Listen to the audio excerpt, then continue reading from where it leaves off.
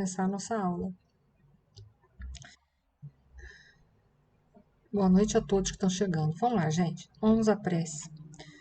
Senhor Deus, Jesus, nosso mestre querido, nosso irmão maior, aos nossos mentores que nos protegem e guiam, a nossa gratidão por tudo que temos inserido na nossa vida, até mesmo todas as provas, todas as expiações, que sabemos que elas estão ali nesse contexto existencial para nos promover e jamais para nos punir.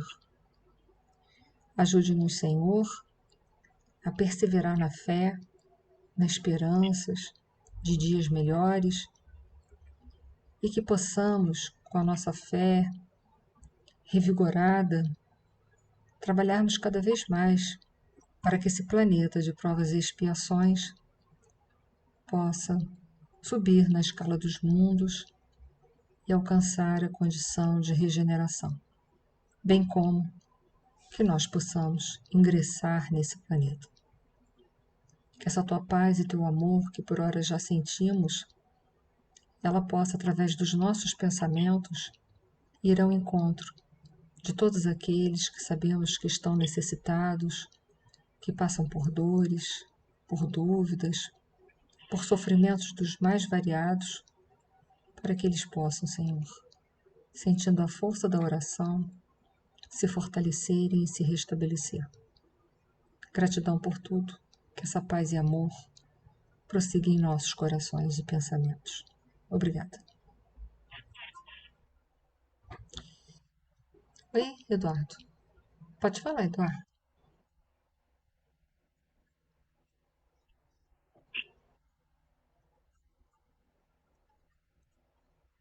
É.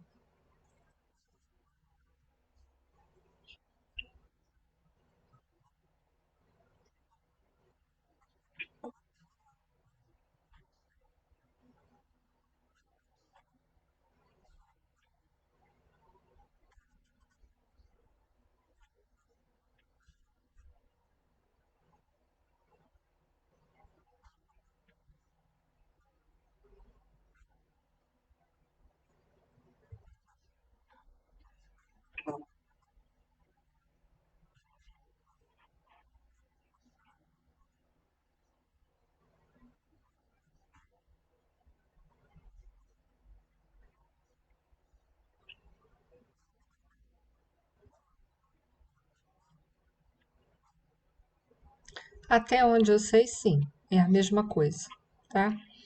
É apenas uma nomenclatura, mas até onde eu sei, sim.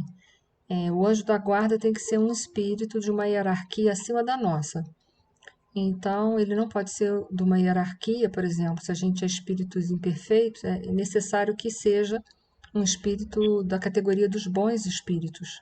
Então, mentor e anjo da guarda, até onde eu sei, sim, é esse espírito numa uma envergadura maior, né, de uma hierarquia acima da minha condição, que vai me guiar nos caminhos, nas searas do bem, para que eu possa, ao desencarnar, desencarnar numa condição melhor. É claro que o anjo da guarda não faz o que a gente tem que fazer, né? A gente é que tem que fazer.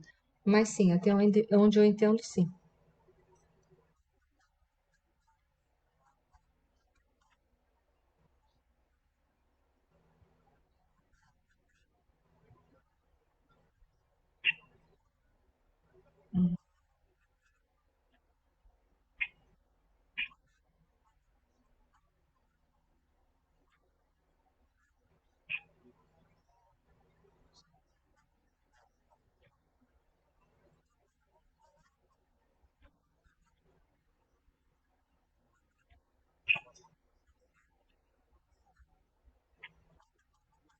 Uhum, uhum.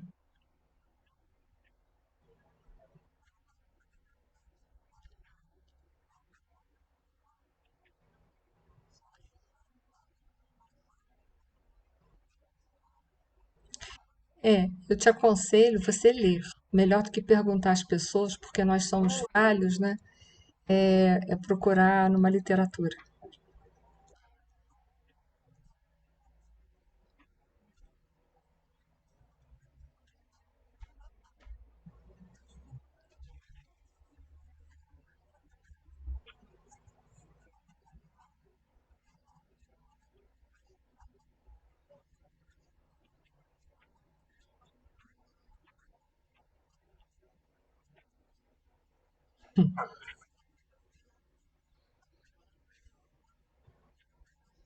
Quem dá a Leida? Ah, gente, vamos lá, vamos para a aula.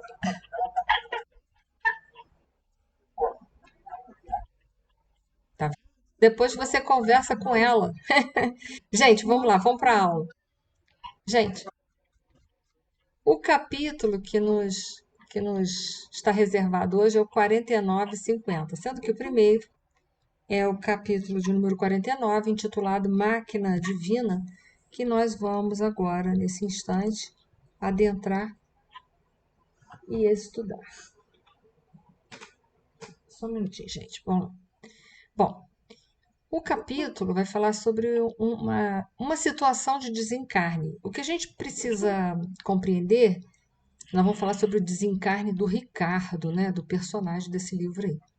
Nenhum desencarne é igual ao outro, como nenhuma encarnação é igual a outra, tá? Todas elas guardam particularidades, até as nossas próprias, né, as que nós já tivemos de desencarne, o que a gente já teve de encarne, nenhuma delas são exatamente iguais, elas guardam particularidades com o nosso estado de espírito. Então, é preciso compreender isso, tá? Que isso aqui não é um modelo para todo mundo de desencarnação.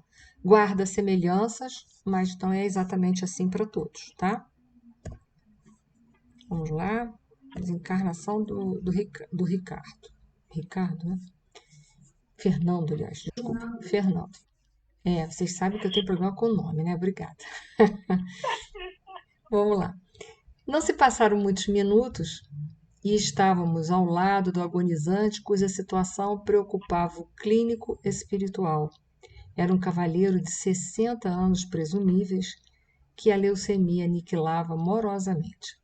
A gente viu que o caso anterior era uma moça jovem que havia desencarnado, estava no necrotério. E esse aí é o segundo caso, mas é de um homem que tem uma doença degenerativa, é a leucemia, e que estava já nos últimos estágios. Lembrando que quando esse livro aí foi escrito, não havia os recursos que nós temos hoje, tá? Da químio, da medicação. Então, assim, todo esse panorama também de desencarne era uma coisa muito particular com relação àquela época. Então, a gente também tem que levar isso em consideração, tá? Então, vamos lá. Aniceto, a seguir, recomendou observássemos o moribundo com atenção. Concentrando todas as minhas possibilidades, fixei o enfermo prestes a desencarnar. Notei com minúcias que a alma se retirava lentamente através de pontos orgânicos insulados. Só para reforçar, o próprio André Luiz, no livro Evolução em Dois Mundos, ele deixa bem claro para a gente que o nosso perispírito ele é ligado a molécula a molécula no nosso corpo. Então, em geral, o processo de desencarne ele vai se dando lentamente, a gente vai se desligando lentamente. Isso num processo natural, mas nem sempre as coisas são assim. Assombrado, verifiquei que, bem no centro do crânio, havia um foco de luz mortiça, candelabro aceso às ondulações brandas do vento. Bonito, né? É uma linguagem poética, né? Enchia toda a região encefálica, despertando-me profunda admiração. E aí André Luiz vai querer saber o que é essa luz, esse candelabro que está lá no centro do crânio, né? Isso ele está vendo com as potencialidades dele, do perispírito, aumentadas. Lembra que desde que ele saiu de nosso lar, tanto ele quanto o Vicente, eles tiveram um aumento da sensibilidade, da capacidade de sensibilidade magnética do perispírito, sensibilidade global, tudo neles ficaram mais potencializado para que eles pudessem ter uma percepção melhor da realidade espiritual. Então, eles estão conseguindo ver esse candelabro, essa luz, e eles vão chegar a uma conclusão. A gente vai ver que aquela luz que está lá no centro do crânio, ela, ela, ela representa a mente. Interessante isso, né? E aí eu fui pegar em Evolução em Dois Mundos um pouquinho mais sobre essa questão da mente, para a gente reforçar dentro dos conceitos da doutrina dos espíritos, tá? Porque mente para a ciência, eles vão localizá-la no córtex, no cérebro. A mente para a nossa ciência materialista, ela está localizada ali. Mas para nós que não somos materialistas, nós sabemos que a mente ela não está localizada na estrutura física desse corpo humano aqui, mas ela está fora desse corpo humano, ligada a ele, mas ela está fora do corpo humano.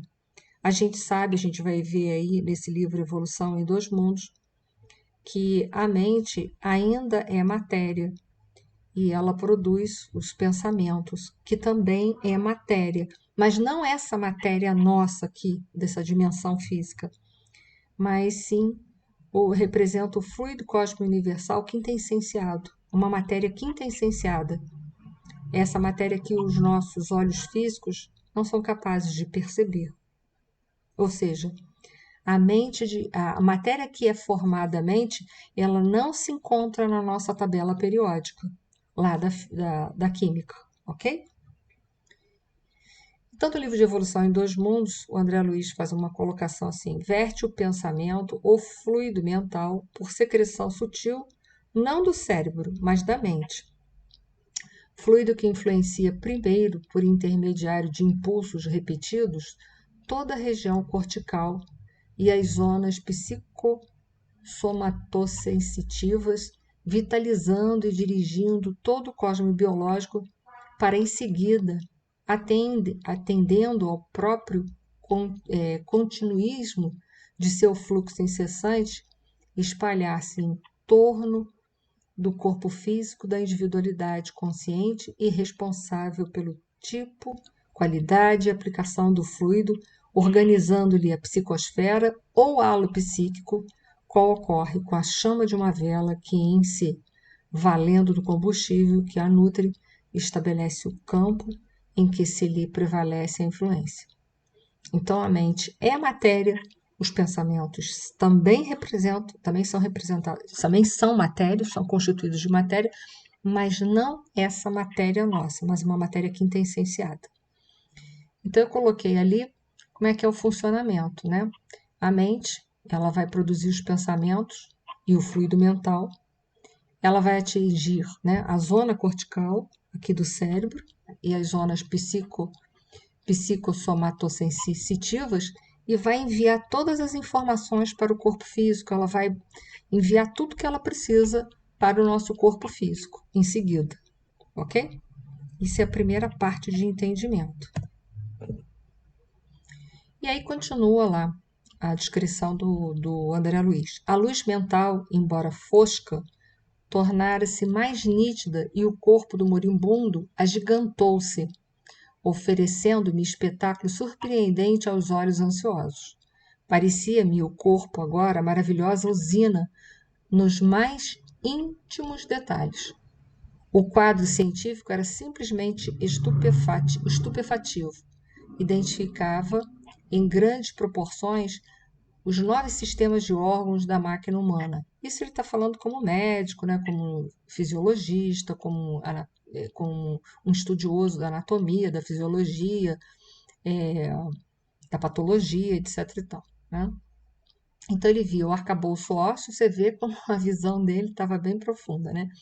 A musculatura, que é o que cobre o arcabouço ósseo, a circulação sanguínea, que irriga todas as estruturas do corpo, o aparelho de purificação do sangue consubstanciado nos pulmões e nos rins, o sistema linfático, o sistema de proteção, nossa série branca, né, de sangue branco, o maquinismo digestivo, do estômago, o aparelho digestório ele começa na boca e termina no ânus, né? Não sei se vocês sabem. Então ele estava vendo tudo isso.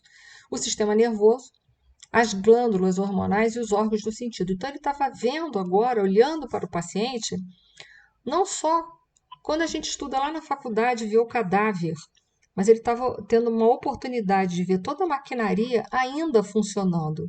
Não era algo que estava morto, ele estava vendo o funcionamento de tudo isso. Ele não estava vendo um cadáver, como a gente vê, mas ele estava podendo ver toda essa maquinaria funcionando na sua potência. Ali, adoentada, sem sombra de dúvida, mas ele estava tendo a oportunidade de ver isso de uma outra forma. Está vendo a máquina divina formada pelo molde espiritual pré-existente? Ou seja, o nosso corpo físico ele é formado pelo molde pré-existente. Quem é esse molde pré-existente, gente? Quem é que molda o corpo? Perispírito, isso mesmo, Edith, é o perispírito.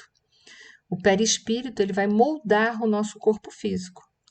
E quem molda o perispírito? A mente, que a gente estava falando aqui anteriormente. Isso é uma informação que nos trouxe André Luiz nas suas obras. Temos a mente, ou o corpo, campo mental. Lembra que André Luiz foi com ele e em desdobramento ver a mãe dele numa esfera acima de nosso lar? O perispírito ficou em nosso lar, deitado naquela cama, e ele se desdobrou, foi com o corpo mental ver a mãe dele, encontrar-se, né, com a mãe dele. Então é assim, é a mente que modela o perispírito que modela o corpo físico. E isso é Aniceto que está falando para ele, né? Porque ele estava ali maravilhado em ver toda aquela mecânica, né? Todo aquele corpo funcionando daquela maneira. O corpo do homem encarnado é um tabernáculo e uma bênção. Nesta hecatombe angustiosa de uma existência, pode você reparar que todos os movimentos do corpo estão subordinados à administração da mente, porque é mente, perispírito, corpo físico. Na verdade, é espírito, mente, perispírito e corpo físico, quando a gente está encarnado, né? O organismo vivo, André, representa uma conquista laboriosa da humanidade terrestre no quadro de concessões do Eterno Pai. Esse corpo que a gente vai ver, quem já teve a oportunidade de estudar a Evolução em Dois Mundos, que a gente não vai estudar nessa série agora, porque é um livro muito científico, as pessoas ficam muito cansadas, mas a gente vai vendo que a gente vai formando o nosso perispírito ao longo desse processo aqui na dimensão terrestre. E o perispírito, por conseguinte, vai formando os corpos, cada vez com sua complexidade maior, até chegar à nossa condição, né, de espírito.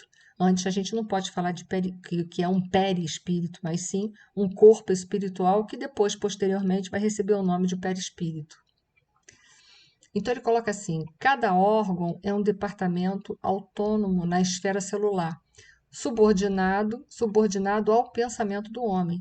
Então, cada célula do meu corpo ela está subordinada ao meu pensamento. Então, imagina quando eu estou pensando besteira. Quanta destruição celular, quanta desarmonia celular eu estou fazendo. E isso, quando isso ocorre, é onde então se instala aquilo que nós chamamos de doença. Cada glândula é um centro de serviços ativos. Há muita afinidade entre o corpo físico e a máquina moderna. São ambos impulsionados pela carga de combustível, com a diferença de que no homem a combustão química obedece ao senso espiritual, que dirige a vida organizada. Então, é o espírito que organiza todo esse corpo e mantém essa organização ou o desorganiza também, tá? É na mente que temos, só um minutinho, é na mente que temos o governo dessa usina maravilhosa. Pode falar, Márcio.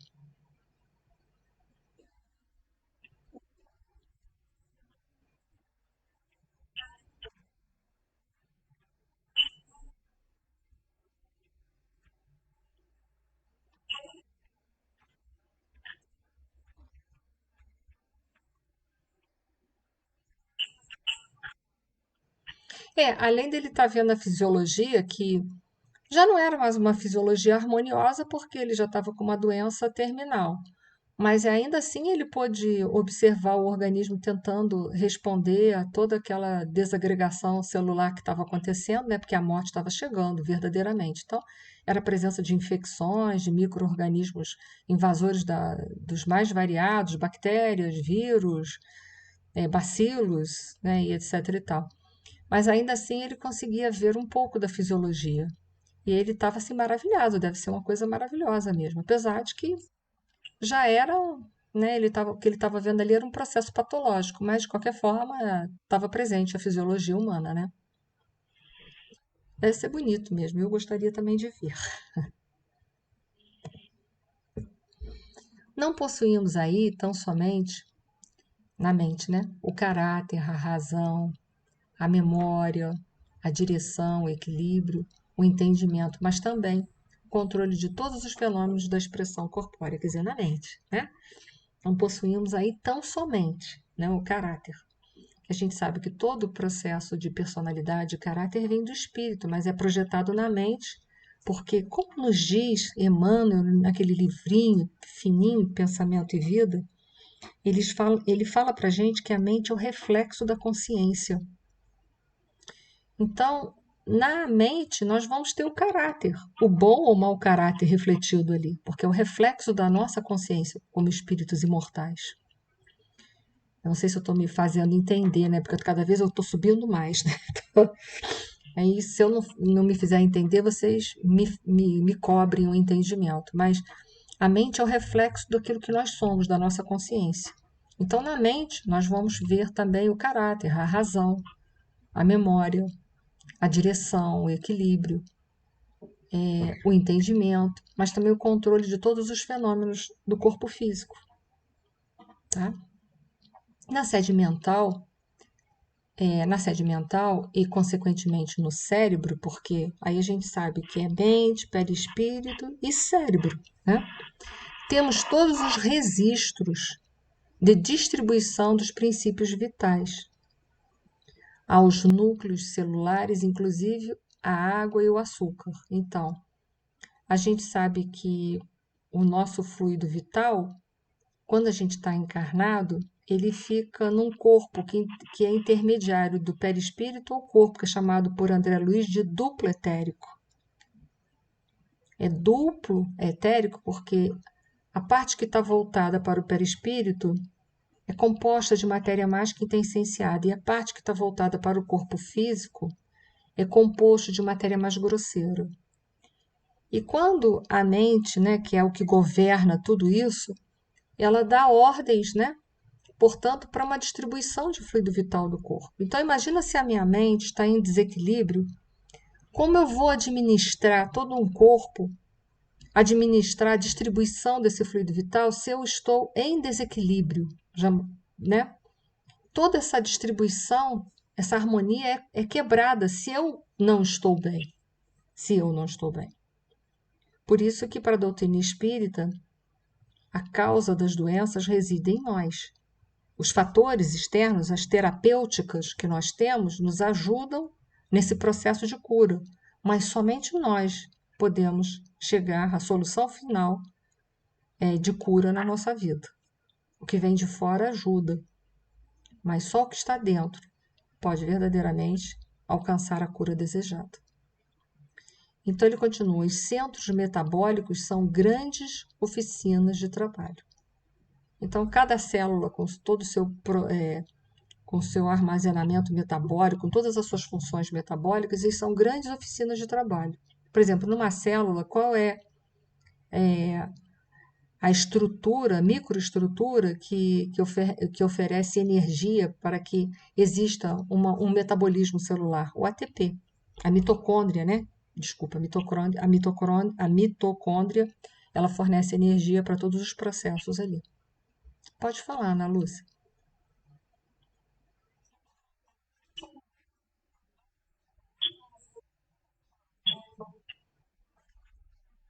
Uhum, uhum,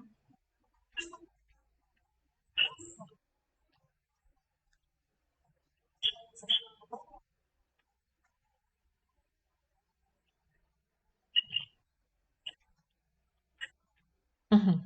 Primeiro eu vou te fazer uma pergunta de volta, de retorno, tá? A pergunta é: quem é que promove o caos e a desarmonia na gente?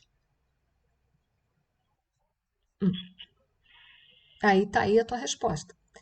Mesmo,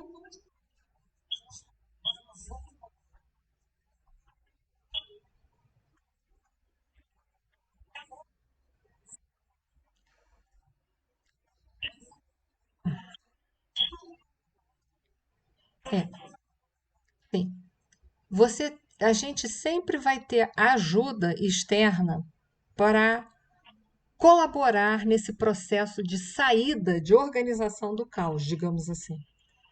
Por isso tem as terapias, as mais diversas, desde das terapias materiais, mais materiais, como medicação alopática, cirurgias, né, e etc e tal, até mesmo terapias é, mais sutis, né? Como homeopatia, acupuntura, florais, enfim. A gente está aí conjecturando, né? Bem como também, bem como também, a gente tem ajuda, por exemplo, nós espíritas, nós temos ajuda das informações do Evangelho de Nosso Senhor Jesus Cristo, das obras de Kardec, que vão explicar uma série de coisas para gente. Por exemplo, da Joana de Ângeles, com a sua série psicológica, que vai nos auxiliar a nos compreender, a nos encontrar. Nós temos a psicoterapia aqui na Terra através dos psicólogos, dos psiquiatras. Então, olha quanta ajuda que a gente tem externo, até muita ajuda, para a gente conseguir ir organizando o mundo interno, que fomos nós mesmos que nos desorganizamos ao longo da nossa vida. Então, nós temos uma série de auxílios externos para a gente ir conseguindo, mas só quem pode arrumar a casa interna somos nós. Por exemplo, a minha casa, se tiver uma bagunça, só eu que vou poder arrumar verdadeiramente as minhas gavetas, os meus armários, do meu jeito, sou eu. Então, eu poderia solicitar, por exemplo, a ajuda do aspirador de pó, a ajuda da flanela, né? Para fazer essa arrumação. Um exemplo idiota, né? Para fazer as arrumações que eu preciso, que são do meu jeito, que não posso solicitar para outra pessoa porque não vai ficar do jeito que eu preciso. Um exemplo idiota, banal, né? Só para a gente compreender. Eu não sei se foi. E a gente tem que estar nesse processo de autoconhecimento, nesse processo de forma ativa. Senão, cada vez mais o nosso mundo interno ele se desorganiza. Pode falar, Mias.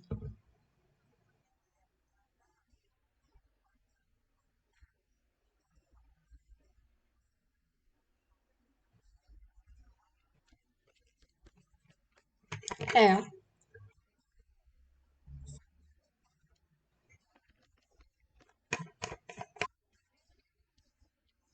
tantas vidas, às vezes.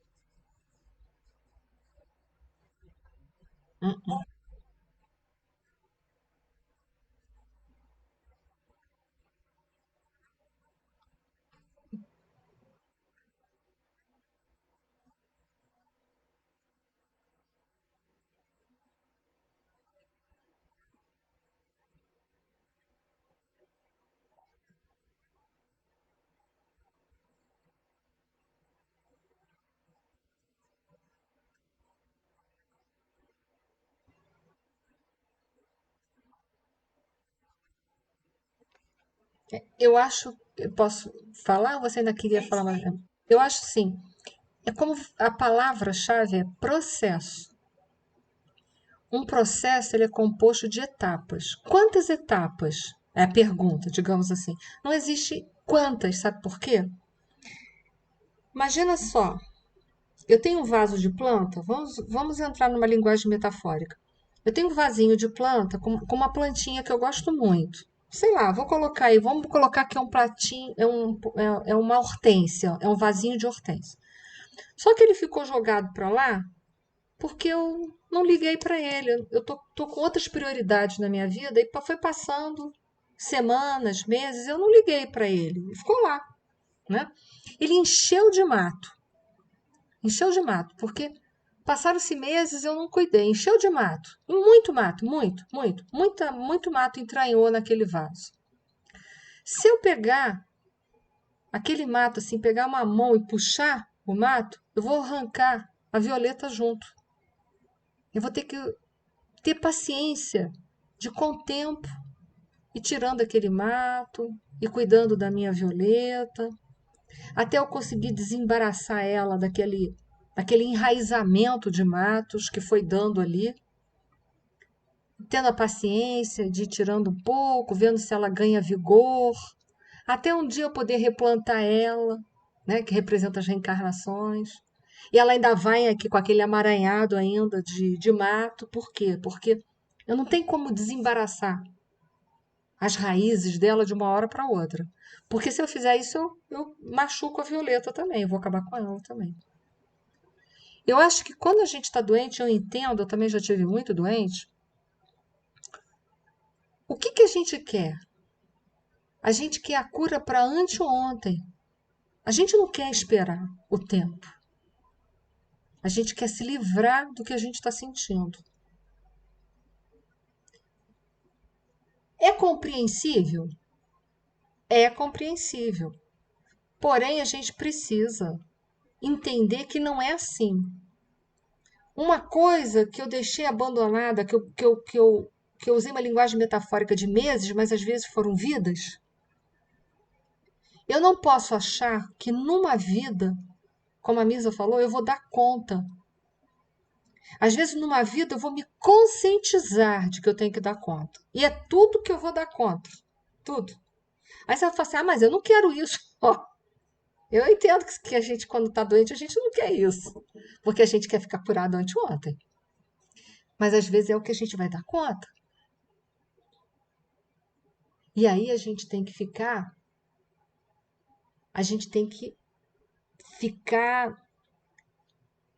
resignado em relação a isso, que é o que a gente vai dar conta. E ir lutando. Não é porque é o que a gente vai dar conta que a gente também vai se largar e vai deixar. Não, a gente vai continuar dentro do processo. Mas talvez numa vida não dê para alcançar a cura que eu idealizo. Qual é a cura que eu idealizo? Não ter mais nenhum sinal e sintoma de doença. Tá livre então, de tudo. Ficar com saúde 100%. Talvez numa vida não seja isso. Talvez o meu processo de cura nessa vida seja despertar para isso. Só.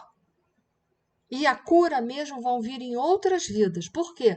Porque são aqueles matos que estão enraizados na raiz que, se eu tentar tirar de uma vez só, eu acabo com tudo. E não é assim que funciona. Pode falar, Patrícia.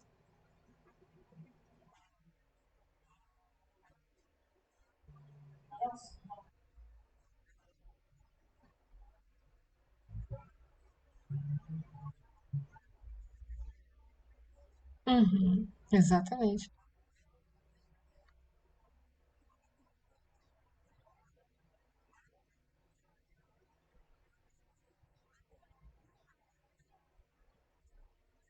É isso aí.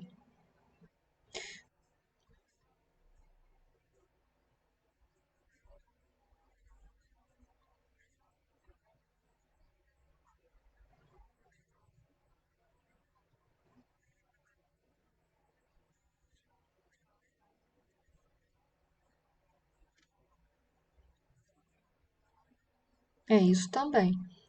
Vocês já ouviram falar muito dentro da doutrina dos espíritos que às vezes um suicida ele precisa de uma encarnação rápida, né? Aqueles 9 meses, às vezes, de gestação e nasce morto, dali a um mês ou dois a criancinha morre, né? São aquelas crianças que às vezes já vêm com uma série de deformidades físicas, né? Por quê? Porque o corpo ele é igual uma esponja. Muitas vezes a gente precisa da reencarnação para jogar um pouco daquelas marcas, daquelas falhas para o corpo físico. Ele vai ficar lá e quando eu desencarnar, eu vou com o meu corpo perispiritual mais cheio de saúde. Às vezes é por isso que a gente às vezes fica pelejando com saúde até morrer. Por quê? Porque o corpo é só uma esponja que está absorvendo aquelas marcas que estão no perispírito. estão sendo jogadas, né? Estão sendo absorvidas pelo corpo físico. Para quê? Para quando eu desencarnar com uma saúde. E aí sim, na outra vida, estaca corpo zero bala, né? Então, por isso que muita gente, às vezes, também, numa vida, fica naquele reme-reme, são doenças que te acompanham até no finalmente, né? Você nunca consegue uma solução para aquele problema. Por quê? Porque é preciso, o corpo está absorvendo as marcas do perispírito. A Ezi quer falar ou foi só levantou a mão sem querer, Ezi? Mas aí tem que abrir o microfone. Tá fechado o microfone. Abriu.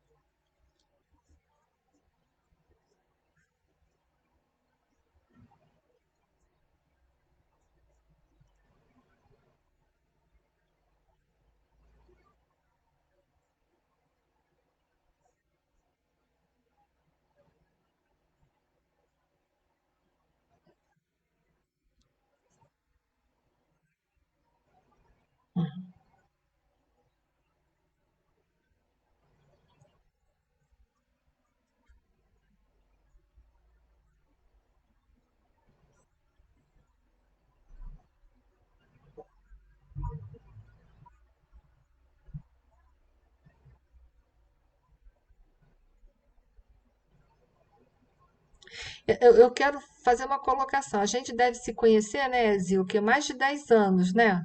Mais até, né? Vamos colocar aí 10 anos, mais de 10, mas vamos colocar 10. Deve ter uns 20. Uns 20 anos, então. Aí você falou assim, hoje eu estou pior. Eu diria assim, hoje você está muito melhor. Você hoje, com todo respeito, mas falando num sentido na direção da admiração. Hoje eu vejo você uma pessoa mais branda e pacífica, mais carinhosa, mais resignada. Então, assim, o teu corpo físico pode, depois dos 70, ter vindo aquela avalanche de expiações. Mas eu tenho certeza que a tua alma sai daqui muito mais, né, brilhante do que quando ela chegou. Porque já é visível a pessoa diferente que você é nesses 20 anos que eu te conheço. Pois é, então.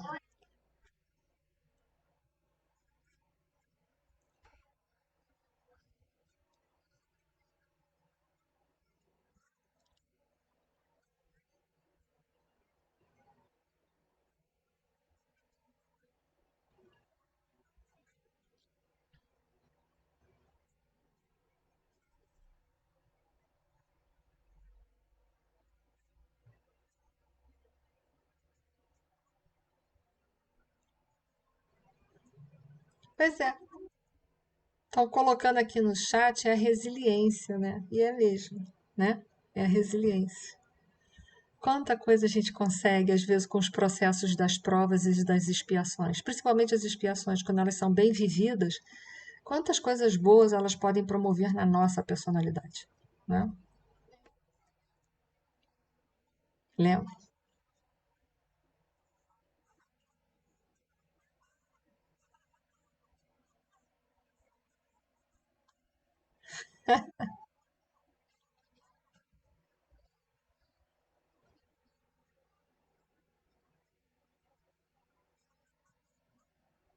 Pois é, eu acho também, Thais. Pois é. É isso que eu falo, às vezes as provas e expiações, elas são para isso daí, para nos promover sempre, nunca para nos colocar para baixo, nos diminuir, mas sempre para nos promover, nos levar para cima, né? É isso. Ali naquele esqueminha que eu fiz, Eu fiz um esqueminha para a gente entender mais alguma coisa, né? Nós temos a mente, que produz o pensamento e o fluido mental, que se projetam diretamente no perispírito, que é o modelo do nosso corpo. Do perispírito, onde está localizado os chakras, que fazem a adaptação energética e ligação com o nosso corpo físico, é aqui que vai ser transmitido através dos chakras, que não são só aqueles 7 principais, mas nós temos inúmeros, que vão ser transmitidos todas as energias que estão vindo lá de cima, por ordem do espírito imortal para a mente, da mente para todo esse sistema aí, vai ser transmitido para a região cortical no cérebro, né? E todas as áreas sensitivas que vão espalhar todos aqueles fluidos, todas aquelas informações que estão vindo para todo o nosso corpo. Então, é nesse sentido que a gente entende tanto a instalação da patologia, como também a instalação do processo de cura. Que esse processo de cura é como a gente disse, processo. Processo são etapas. Quantas etapas? Eu não sei. Eu não sei porque eu não sei quantas etapas que eu venho destruindo a minha vida. Então, não dá para saber quantas, né? Ele coloca assim, ele continua colocando. A mente humana, ainda que indefinível pela conceituação científica limitada na Terra, é o centro de toda manifestação vital no planeta. Cada órgão, cada glândula, meu amigo, integra o quadro de serviço da maquinaria sublime construída no molde sutil do corpo espiritual pré-existente, e por isso mesmo chegará o tempo em que a ciência reconhecerá qualquer abuso do homem como ofensa causada a si mesmo. Então, quando a gente faz qualquer besteira, a gente comete um erro, a gente não está errando exatamente só em relação às outras pessoas ou em relação ao mundo, ao planeta, mas em primeiro lugar a gente está se destruindo para depois, sim, talvez destruir o que está fora. A usina humana é repositório de forças elétricas de alto teor construtivo ou destrutivo, porque somos nós que enviamos essas informações.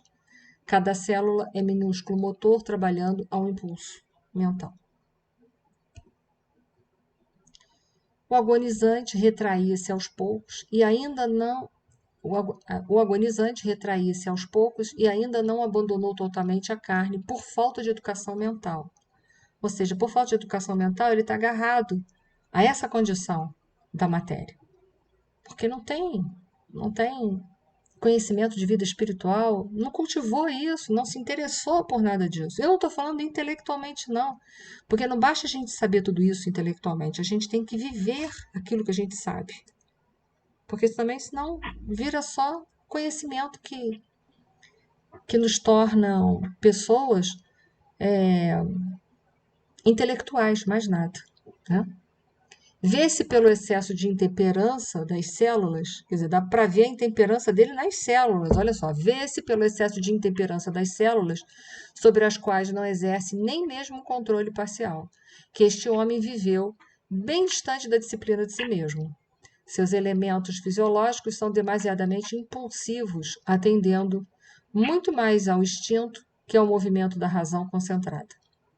A falar verdade, este nosso amigo não se está desencarnando, está sendo expulso da divina máquina, onde, pelo que vemos, não parece ter prezado bastante os sublimes dons de Deus. Quer dizer, ele não desencarnava, estava sendo expulso do corpo, porque já destruiu tanto o corpo que estava sendo convidado a sair. Olha que interessante. E aí, finalmente, a desencarnação dele, que foi terminar só no capítulo seguinte. A coisa tão grave que demorou isso tudo. A gente vai entender, aqui eu coloquei as propriedades do perispírito, para a gente entender por que o Fernando custa tanto a desencarnar, esse Fernando aí. A gente sabe que a densidade do perispírito, que é ali logo o segundo propriedade do perispírito, ela está relacionada ao grau de evolução moral do espírito. Quanto mais nós somos evoluídos, menos denso é o nosso perispírito. E ao contrário. Quanto menos evoluído, mais denso é, quanto mais evoluído, menos denso. É assim que funciona. E o Fernando, coitado, ele estava lá com essa problemática, né?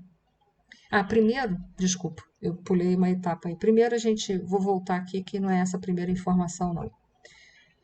André Luiz, o Aniceto estava ajudando ele magneticamente a observar todo aquele mundo microscópico do corpo humano do Fernando. E aí a gente sabe que o que fez tudo isso ser possível também não foi só a potencialização magnética do Aniceto, mas também quando ele saiu de nosso lar, né, ele foi aumentado lá através de passe magnético a sensibilidade magnética que confere ao perispírito uma percepção maior da realidade espiritual. E aí a gente vai colocar ali sensibilidade magnética e sensibilidade global, tá? As duas coisas.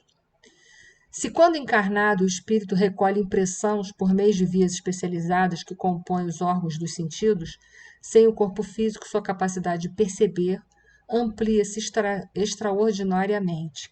Livre das peias somáticas, a percepção do meio que o envolve já não depende dos canais nervosos materiais, acontecendo como um registro global do perispírito, ou seja, uma percepção que o espírito realiza com todo o seu ser.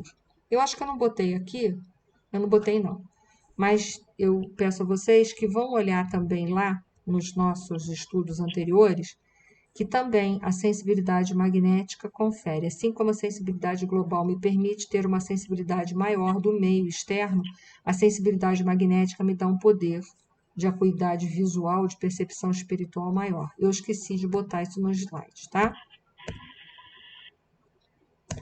E aí foi feita uma solicitação a Aniceto em relação a Fernando. No aposento conservava-se determinado número de parentes aflitos. Coisa horrível isso, né? Um médico encarnado examinava o moribundo com atenção. Foi aí que as duas entidades que se mantinham no quarto e que apenas nos haviam dispensado a usual saudação se aproximaram do nosso instrutor, solicitando-lhe uma cooperação mais enérgica. Por favor, nobre amigo, disse a irmã que havia sido genitora do moribundo. Ajude-nos a retirar meu pobre filho do corpo esgotado. Há muitas horas estamos à espera de alguém que nos possa auxiliar neste trânsito. E eles haviam sido solicitados para isso, né? Tenho procurado confortá-lo, mas em vão. Acentuou a nobre senhora em tom lastimoso. Ele continua num estado de incompreensão dolorosa e terrível. Está absolutamente preso às sensações do sofrimento físico, como esteve desligado no curso da existência às satisfações do corpo. Então, quanto mais a gente se liga à busca de satisfação corporal, mais difícil vai ser a gente se desligar do corpo físico na hora que a gente estiver fazendo o nosso desencarne. Então, assim como ele teve a vida toda ligado à satisfação do corpo físico, agora ele estava, por estar tão ligado à busca de toda a sua felicidade, toda a sua satisfação através do corpo físico, agora no momento do instante da morte, ele está tão ligado que o corpo físico, como não tem mais nada para oferecer a ele de satisfação, oferece aquilo que tem, que é o sofrimento da desagregação celular. E ela está pedindo justamente para que ajude ao pobre enfermo a se separar do corpo físico. Então, uma das outras propriedades que a gente não pode esquecer, que eu falei para vocês, que eu comecei com ela. Gente, mas eu consegui colocar tudo errado aqui, né? Mas tudo bem, vamos lá. Vamos lá. Não é ponderabilidade, não. Depois eu corrijo o coisa e vou colocar ali. Mas é a densidade do corpo físico. Depois eu vou corrigir esses slides, tá? Eu acho que eu copiei e na hora veio errado e ficou por isso mesmo. A densidade do corpo físico ela é diretamente proporcional ao nível de evolução do espírito. Então, quanto mais denso é o perispírito, representa que o espírito é menos evoluído. Quanto menos evoluído, mais denso, mais ele faz afinidade com o corpo físico. Então, o Fernando está fortemente ligado ao corpo físico por afinidade. Isso está dificultando o Fernando a desencarnar. E aí a mãe dele não tem autorização para isso, ela só pode ajudar ali, mas não pode levá-lo para as esferas de socorro, porque ela não tem autorização nem evolução para tal coisa. Ela precisa da ajuda, por isso que foi solicitado o aniceto. Ela precisa de ajuda para o filho dela. E aí a gente vai ver a situação dele. Desejaria sacrificar-me ainda um pouco por meu desventurado Fernando, mas apenas obtive permissão para socorrê-los nos seus últimos instantes. Meus superiores prometem ajudá-lo, mas aconselham-me a deixá-lo entregue a si mesmo durante algum tempo. Quer dizer, vai ajudar no desencarne, mas vai deixar ele entregue a si mesmo. Dá uma impressão de descaridade, né? Ajuda ele a desencarnar e deixa ele entregue a si mesmo.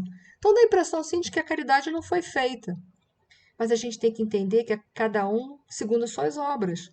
O Fernando não tem condições de entender da vida espiritual. Então ele vai precisar passar um tempo nessas zonas purgatoriais que nós chamamos de umbral, para ele poder despertar a consciência para aquilo que ele nunca foi buscar, que é a vida espiritual. Fernando precisa reconsiderar o passado, identificar os valores que infelizmente desprezou. As lágrimas e os remorsos, na solidão do arrependimento, serão portadores de calma ao seu espírito irrefletido. Grande é o meu desejo de aconchegá-lo ao coração, regressando aos dias que já se foram. Todavia, não posso prejudicar com a minha ternura materna a marcha do serviço divino. Fernando, em verdade, é filho do meu afeto. Contudo, tanto ele como eu temos contas com a justiça do Eterno. No que respeita a mim, estou cansada de agravar os meus débitos. Não devo contrariar os desígnios de Deus. Então, ela, primeira vez, o que ela mostra ali? Obediência. Como é que a gente tem duas virtudes que são básicas para a gente ser brando e pacífico? Está lá no Evangelho: obediência e resignação. Como é que a gente exerce ou treina a nossa obediência e a nossa resignação? Aprendendo a ser obediente diante das leis de Deus, obedecendo aos homens também, muitas vezes, que a gente às vezes está num cargo de inferioridade, mas a gente quer se colocar numa superioridade, que é dar ordem a quem deveria nos dar. E a resignação, que é a aceitação das lutas da vida como elas se apresentam. Está ali. Fácil assim, né? Simples assim, mas difícil assim, essa é a verdade. Então, só que dessa vez, ela decidiu aceitar os desígnios de Deus e não os desígnios dela, que por ela pegava o filho e levava e pronto. Nada de fazer o meu rebento sofrer. Mas ela entende que agora o sofrimento vai ser benéfico, porque vai despertar nele coisas que ele nunca buscou por livre e espontânea vontade. Então, ele vai para uma das zonas umbralinas, que a gente não sabe qual, e aqui nesse slide eu vou explicar, vou relembrar vocês o que vocês já conhecem, o que é umbral, né? Ele tem por finalidade, ele funciona como região destinada ao esgotamento de resíduos mentais. Que são resíduos? Que resíduos são esses? Orgulho, egoísmo e os filhos dele todo. Então, quantas coisas a gente, por orgulho e egoísmo, a gente nunca quis refletir, a gente nunca quis se vergar, a gente nunca quis obedecer, nem se resignar. Então, ele vai deixar isso lá. Uma espécie de zona purgatorial, onde se queima a prestações, um material deteriorado das ilusões que a criatura adquiriu por atacado, menosprezando o sublime ensejo de uma existência terrestre. E é interessante, né, ilusões que nós adquirimos por atacado, mas que nós vamos agora responder a varejo, né? Porque ali queima prestações, né? Então vê como é que Deus é bonzinho com a gente, né? Apesar de tudo, a gente está pagando a conta a prestações. Apesar de tudo que a gente representa. Porque a misericórdia de Deus não deixa a gente na mão, não. Depois vocês vão ver. A essa altura do diálogo interveio o clínico espiritual que nos encaminhara até ali, informando atencioso.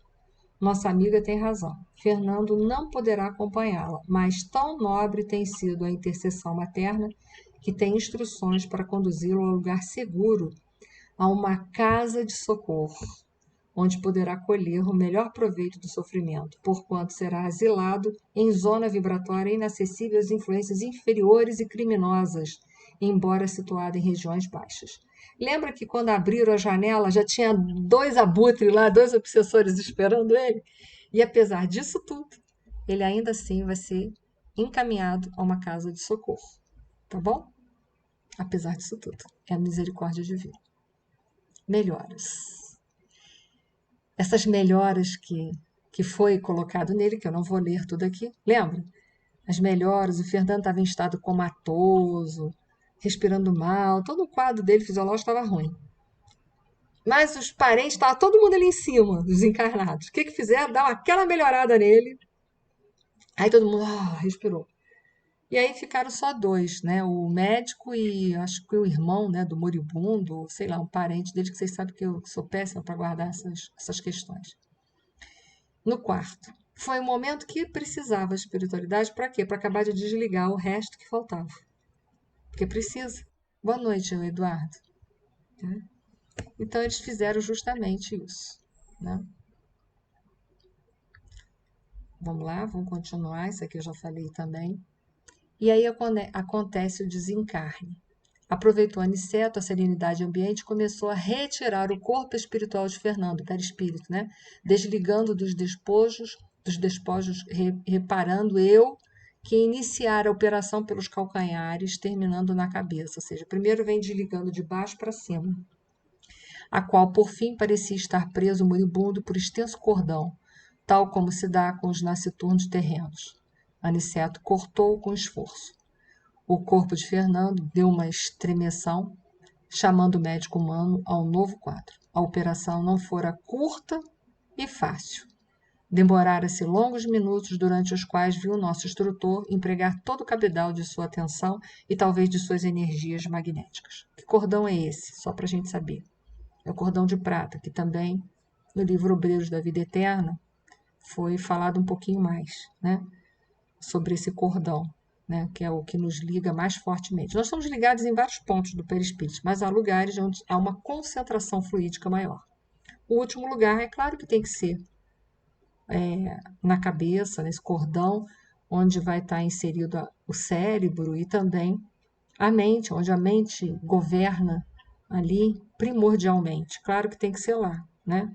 É o último local, é o local, o andar de cima, onde é administrado tudo. É o último local onde é cortado o cordão e aí a morte se dá e o desencarne também acontece. Foi para todo mundo? Se tiverem perguntas desse capítulo, vocês poderão fazer na outra aula, que nós vamos fazer o último capítulo, que é o 51, e é o capítulo que vocês vão poder tirar dúvidas também, desse capítulo e de outros tantos que ficarem para trás, tá bom? Então era isso. Terminamos. Eu vou consertar os slides direitinho e vou botar lá no grupo para vocês, tá bom? Vou pedir a Leida, por gentileza, para fazer a nossa prece final.